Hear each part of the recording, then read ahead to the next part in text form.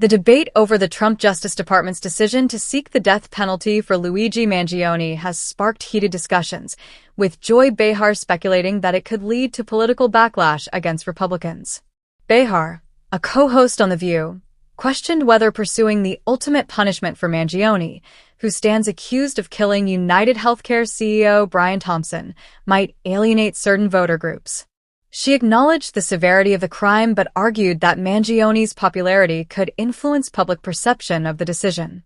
Her remarks suggested that while justice must be served, the political implications of such a high-profile case could have unintended consequences for the GOP. Attorney General Pam Bondi defended the move, calling Thompson's murder a premeditated, cold-blooded assassination that shocked America.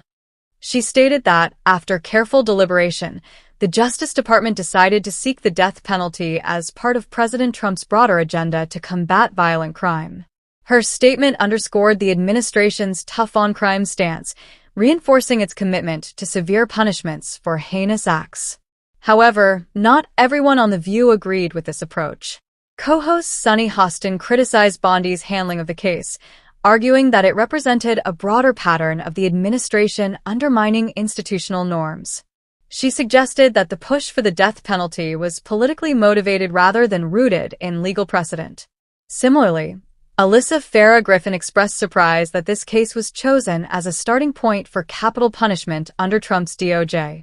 She believed that if the administration wanted to set an example, it should have focused on drug cartel leaders or human traffickers. While Griffin personally supports the death penalty in extreme cases like terrorism or mass murder, she felt Mangione's circumstances didn't necessarily warrant such a sentence. She pointed out that he was a first-time offender and young enough that rehabilitation could be a factor, making life imprisonment a more appropriate punishment. Sarah Haynes echoed this sentiment, arguing that spending life in a maximum security prison could be a harsher fate than execution. She emphasized the psychological toll of being forced to live with one's actions, suggesting that a lifetime behind bars might serve as a more profound form of justice. This perspective aligned with growing debates over whether capital punishment truly serves as a deterrent or if it allows criminals to escape the lifelong consequences of their actions. Meanwhile, outside of The View, political analysts have been weighing in on the potential fallout of the DOJ's decision. Politico speculated that pursuing the death penalty for Mangione could cost Trump support among Gen Z voters.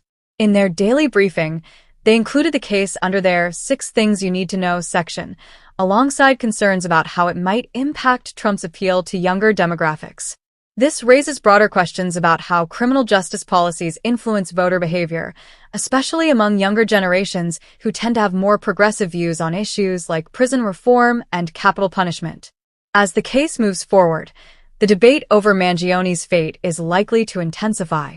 The legal system will ultimately determine whether he receives the death penalty, but the political ramifications could extend far beyond the courtroom. With the 2024 election cycle heating up, every major decision made by the Trump administration will be scrutinized for its potential impact on voter sentiment. Whether this case helps or hurts Trump and the Republican Party remains to be seen, but it has undoubtedly reignited national conversations about crime, punishment, and the role of politics in the justice system.